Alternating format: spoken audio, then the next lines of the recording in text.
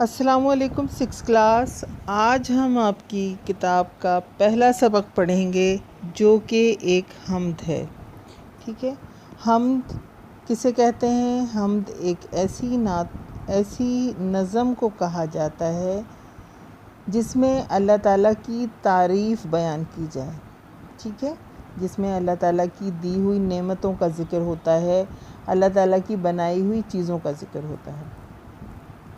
یہ نظم غنی دہلوی نے لکھی ہے اور ان کا نام عبد الغنی تھا اور تخلص غنی ہے۔ ٹھیک ہے، شاعر اپنے نام کا ایک چھوٹا سا حصہ شعر میں استعمال کرتے ہیں جسے تخلص کہا جاتا ہے۔ ٹھیک ہے، چلیے ہم شروع کرتے ہیں۔ پہلا بند ہے اس کا: خدا سب کا خالق ہے کون و مکاں میں۔ کون و مکاں دنیا اور کائنات اور آخرت، تمام چیزیں اس میں شامل ہیں۔ یہ گلکاریاں جس قدر ہیں جہاں میں۔ گلکاریاں مطلب جو یہاں پر خوبصورت پھول کھلے ہوئے ہیں، ٹھیک ہے، اور جو خوبصورت پھول بنا دیے گئے ہیں۔ آپ نے دیکھا ہے نا زمین پر کس قدر خوبصورت چیزیں موجود ہیں۔ اب ان خوبصورت چیزوں میں کیا کیا چیزیں شامل ہیں؟ فلک کو انڈرلائن کر لیجئے، آسمان کو کہتے ہیں فلک۔ فلک، چاند، سورج، یہ روشن ستارے، پہاڑ اور دریا، یہ دلکش نظارے۔ دلکش خوبصورت، جو آپ کے دل کو اچھے لگیں۔ پہاڑوں سے گرتے ہیں پانی کے دھارے، ٹھیک ہے، جو دھار نکلتی ہے، جیسے آپ نے دیکھا ہوگا کہ جب اوپر سے پانی جب پتھروں سے نکلتا ہے، پہاڑوں سے گرتا ہے تو وہ موٹی سی ایک دھار ہوتی ہے، تو اس کو یہاں پر جمع میں اس کا استعمال کیا گیا ہے، دھارے۔ ٹھیک ہے، پہاڑوں سے گرتے ہیں شبنم کے دھارے کہ شبنم نے پھولوں کے چہرے نکھارے۔ ٹھیک ہے، شبنم کسے کہتے ہیں؟ اوس، جو رات کے وقت جو ہے وہ ایک ہلکی سی نمی ہوتی ہے جو کہ پھولوں پر آ جاتی ہے، اسے شبنم کہا جاتا ہے۔ نکھارے کو انڈرلائن کر لیجئے۔ نکھارے کا مطلب ہے سنوار دینا اور مزید اچھا کر دینا۔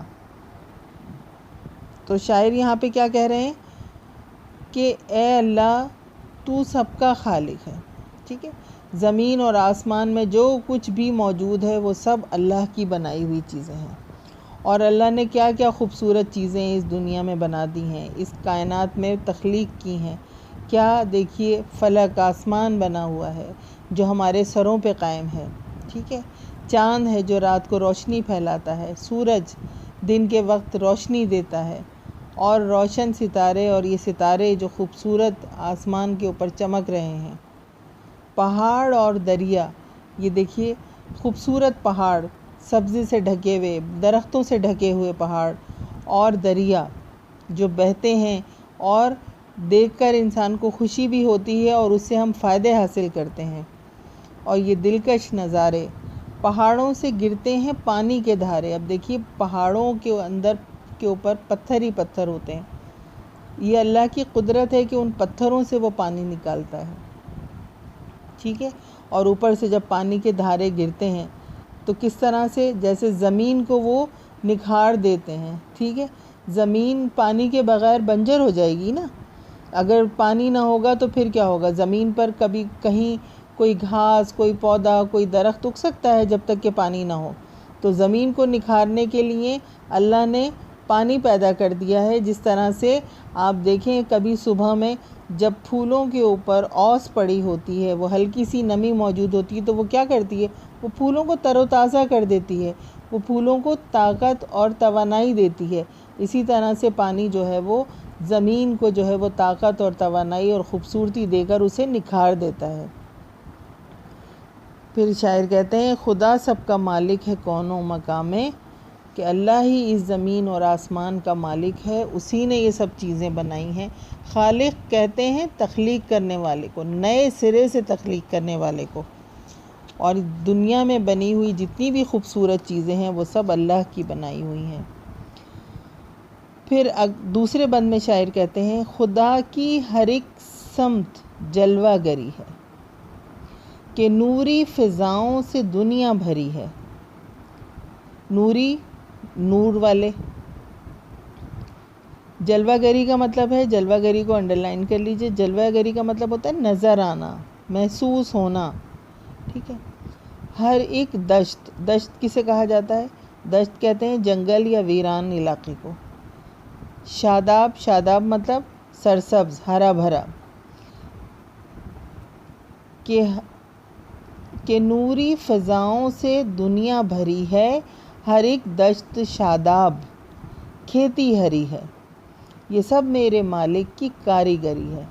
تو شاعر یہاں پہ کہتے ہیں کہ اللہ تعالیٰ نے کس طرح سے اپنا نور اور اپنی قدرت ہر طرف جو ہے وہ پھیلا دی ہے.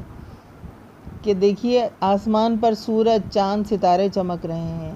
زمین پہ اللہ تعالیٰ نے کہیں جنگل ہیں تو کہیں پر شاداب کھیتیاں اگا دی ہیں جو ہماری خوراک کا بھی ذریعہ ہیں. اور اس کے علاوہ جو پیڑ پودے, پھول پھل, یہ سب ہمارے لیے ہیں. اللہ تعالیٰ نے زمین کو خوبصورت بنا دیا اور بے تحاشا الگ الگ رنگ ہیں, الگ ہر چیز ہے.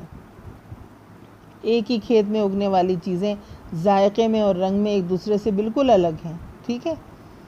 تو شاعر یہاں پر اللہ کی تعریف کرتے ہوئے یہی کہہ رہے ہیں کہ اللہ تعالیٰ نے کس قدر خوبصورت دنیا بنا دی ہے. آسمان بھی خوبصورت ہے, اس کو الگ خوبصورتی عطا کی اور زمین کو الگ خوبصورتی عطا کی. اس کا تیسرا اور آخری بند ہے, زمیں کا ہر ایک ذرہ چمکا ہوا ہے, وہ دیکھو کہ سورج بھی نکلا ہوا ہے, جدھر دیکھیے نور پھیلا ہوا ہے, خدا ساری دنیا پہ چھایا ہوا ہے, خدا سب کا خالق ہے کون و مکان میں, یہ گلکاریاں جس قدر ہیں جہاں میں. تو یہاں پر آخری بند میں شاعر کہتے ہیں کہ دیکھیے زمین کا ذرہ ذرہ کس وقت چمکتا ہے, جب سورج نکلتا ہے. ٹھیک ہے. رات کے اندھیرے میں بہت سی چیزیں ہمیں صاف نظر نہیں آتی نا, اور دن کے اجالے میں جب سورج نکلا ہوا ہوتا ہے تو ہر چیز چمک رہی ہوتی ہے. ٹھیک ہے. ہر چیز ہمیں واضح اور روشن نظر آ رہی ہوتی ہے, اور ہر طرف دیکھیے اللہ کا نور پھیلا ہوا ہے. اگر ہم دیکھیں, غور کریں تو ہمیں پتہ ہوگا کہ اللہ ہر جگہ موجود ہے. ان پیڑوں کو بنانے والا, ان پودوں کو بنانے والا, ان پھولوں کو جو ہے وہ اگانے والا, اور ان میں خوشبو پیدا کرنے والا. چھوٹے پرندے, بڑے پرندے, یہ ہر چیز اللہ کی بنائی ہوئی ہے. اور انسان اللہ کی سب سے بہترین تخلیق ہے کہ ہر انسان دوسرے انسان سے مختلف ہے. ہر ایک کی شکل و صورت ایک دوسرے سے بالکل مختلف ہے, یہاں تک کہ عادت و اخلاق بھی ہر ایک کے مختلف ہیں. یہ سب اللہ کے بنائے ہوئے ہیں. اللہ تعالیٰ نے ہر طرف دنیا میں اپنی قدرت کی نشانیاں بکھیر دی ہیں, ہر طرف اللہ کا نور پھیلا ہوا ہے. تو شاعر یہاں پر یہی آپ کو بتا رہے ہیں کہ اللہ ہی ان تمام چیزوں کا خالق ہے, اور وہ دنیا کا بھی مالک ہے اور آخرت کا بھی مالک ہے. دنیا میں اللہ تعالیٰ نے ہمارے لیے ہر چیز جو ہے وہ ہماری آسانی کے لیے پیدا کر دی ہے, ہر چیز ہمارے آرام کے لیے بنا دی ہے, اور اس نے اس دنیا کو بے انتہا خوبصورت اور بہت شاندار بنایا. ہر چیز بہت عمدہ بنائی ہے. آسمان کو دیکھیے آپ, جب آپ آسمان کی طرف دیکھتے ہیں تو دیکھتے ہی رہ جاتے ہیں. چاند, سورج, ستارے, اور اس کے علاوہ کتنے تارے چمک رہے ہوتے ہیں, اور کتنی جب انسان جائے اور تخلیق کرے اس کائنات کو تو کتنی چیزیں ہیں. اور اللہ تعالیٰ نے بہترین اور خوبصورت چیزیں اپنے بندوں کے لیے پیدا کی ہیں. اس نے اس دنیا کو تخلیق کیا اور اس کو سجایا, سنوارا, خوبصورت کیا, اور اس کو ایک بہت خوبصورت گھر کی طرح ہمارے حوالے کر دیا. ٹھیک ہے. تو اس نظم میں شاعر نے اللہ کی تعریف کی ہے کہ اللہ تعالیٰ ہر طرف نظر آ رہا ہے. اللہ کی حکمت ہمیں ہر جگہ نظر آتی ہے کہ اللہ تعالیٰ نے کس طرح سے رات کے وقت چاند کو چمکاتا ہے, اور دن کے وقت سورج کی روشنی ہمیں عطا کرتا ہے. رات کے وقت تارے جو ہیں وہ مسافروں کو راستہ دکھانے کے بھی کام آتے ہیں, اور اس کے علاوہ روشنی ہوتی ہے. سورج زمین پر پھل پھول اور سبزہ اور درخت اور کھیتیاں اگاتا ہے. اللہ کی ہر چیز میں حکمت ہے, اور ہر طرف نظر آنے والی جو کاریگری ہے وہ اللہ کی ہے کہ اللہ ہی نے اسے ہمیں بنایا ہے, اور اللہ ہی نے اسے ہمارے لیے پیدا کیا ہے۔ تو یہ سب اللہ کی نعمتیں ہیں، اور اس کے علاوہ بھی اللہ کی کتنی نعمتیں ہیں جو اللہ تعالیٰ نے ہمیں دی ہیں۔ ماں باپ بھی ایک نعمت ہے، بہت بڑی اللہ کی نعمت ہے۔ اسی طرح سے ہماری آنکھیں جن سے ہم دیکھتے ہیں، ہمارے پیر جن سے ہم چلتے ہیں، ہمارے ہاتھ جس سے ہم اپنے کتنے ہی کام کرتے ہیں، اور ہمیں ان تمام نعمتوں کا شکر ادا کرنا چاہیے کہ اللہ تعالیٰ نے کس طرح سے ہمیں نعمتیں عطا کی ہیں، اور ہمارا فرض یہ ہے کہ ہم ان نعمتوں کا شکر ادا کرتے رہیں اور ہمیشہ ان کا شکر ادا کریں، تاکہ اللہ تعالیٰ ان نعمتوں میں اضافہ فرماتا رہے۔